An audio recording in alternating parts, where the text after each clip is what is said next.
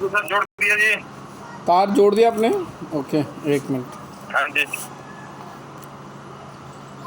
ठीक है। अब जो दूसरे वाले थिम्बल में से 3 तारें निकल रही है ना? ये वाले। हाँ, इसमें से जब मैं आपको कहूँगा तब ब्लैक ब्लैक से कोई तार और भी जुड़ी हुई है क्या? एक मिनट देखना। हाँ, ब्लैक वो तार को हटा दीजिए। जोड़ रखी थी मैंने। क्या जोड़ रखी थी? रेगुलेटर के लिए। अच्छा, हाँ, हटा दीजिए फिलहाल। ये हटा दिया जी, हटा दिया जी। ठीक है। अब बिजली की सप्लाई वाला जो वायर जो नीचे जुड़ा हुआ है ना, हाँ जी। वो बिजली वाले में लगा दीजिए, जो नीचे से थिम्बल जो नीचे से सोल्डर हो रखा है। 2 वायर है ना, रेड और ब्लैक, जी जी। उसको लगा लीजिए। जब ऑन करने के लिए प्लग कहूँगा तभी ऑन कीजिएगा, पहले मत कीजिएगा। ठीक है सर।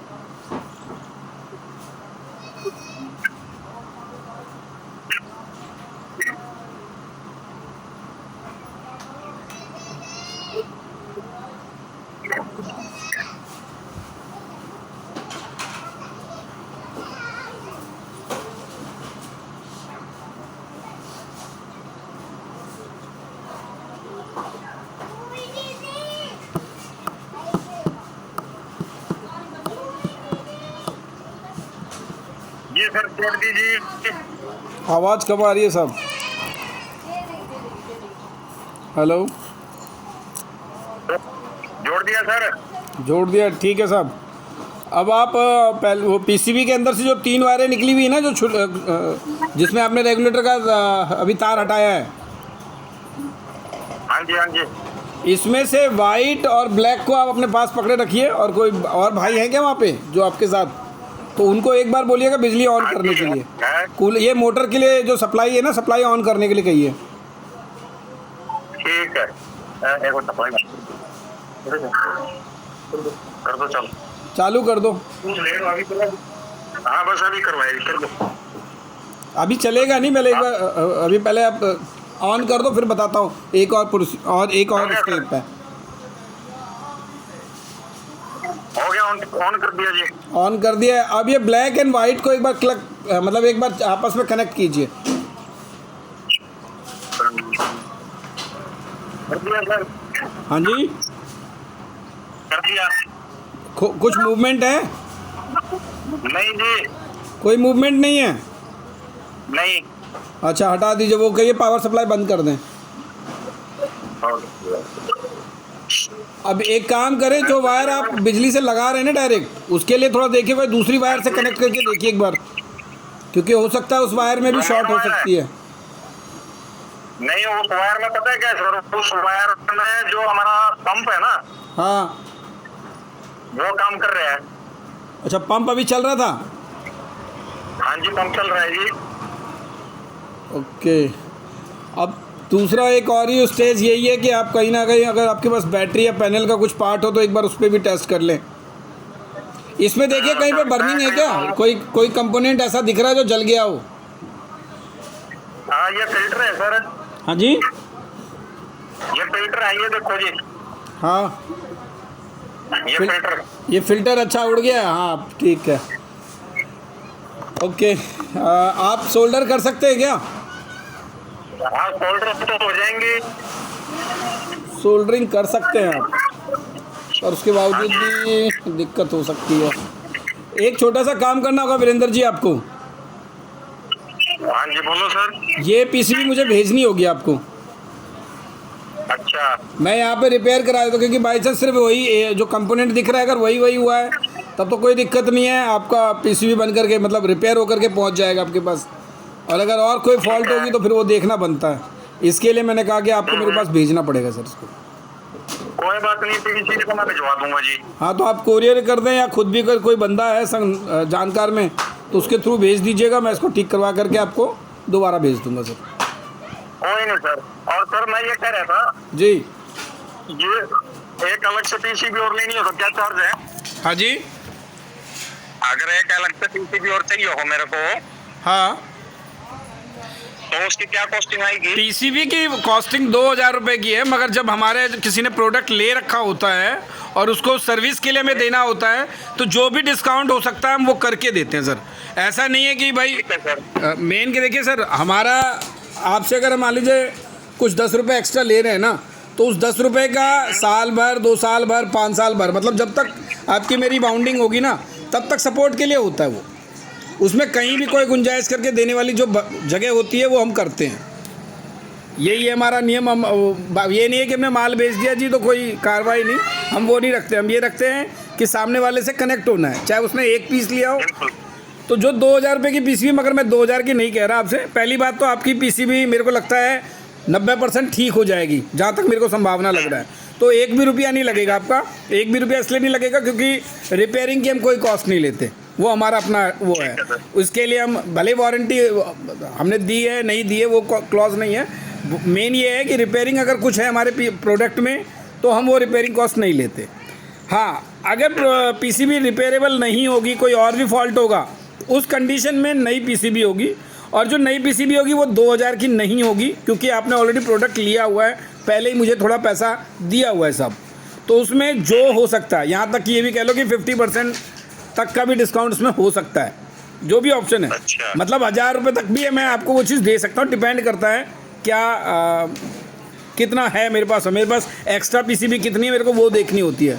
क्या है कि मोटर के साथ पीसीबी लिमिटेड ही आती है, तो एक्स्ट्रा में कितनी पीसीबी हैं उसके हिसाब से वो अपना डिस्काउंट काउंट किया जाता है। तो वो आपको तब हम उसके थ्रू भेज दूंगा मैं आपको। अच्छा सर, एक चीज और बताना चाहूँगा, अगर आप बुरा ना मानो तो। हाँ ये एक्चुअल में ये जिस टाइम एक्चुअल में मैंने सिस्टर के लिए तैयार करके दिया था जी ये, हाँ हाँ तो ये शादी में दिया हुआ था। तो ये क्या है अभी इसमें एक छोटी सी कंप्लेंट ये आ रही है, ये कह रहे हैं ये जो फ्लो है ना हवा का, क्या है? हवा का जो फ्लो है हाँ, वो कम है। इससे अभी ऊपर वाली मोटर तैयार नहीं है। अगर इससे ऊपर की मोटर तैयार हुई तो डेफिनेटली मैं वो मोटर भी आपको डाइवर्ट करूंगा। फिलहाल ये सबसे हेवी हवा का है। इसकी आरपीएम जो है वो 1250-1300 आरपीएम है। जो पैरामीटर आप कहीं पे भी चेक कर ले, किसी भी कंपनी में चेक करा लें, 1250 से 1300 आरपीएम आपको मिलेगा, जो कि बहुत अच्छी और स्ट्रॉन्ग एयर कहलाती है। देखिए बहुत सारे लोग क्या है ना, यूट्यूब पे डिफरेंट वीडियो बनाते हैं, वो रियलिटी को छुपा करके चीज़ें प्रेजेंट करते हैं। एक्चुअल पैमाने पे जब प्रोडक्ट सामने आता है तब पता लगता है कि भाई प्रोडक्ट क्या है।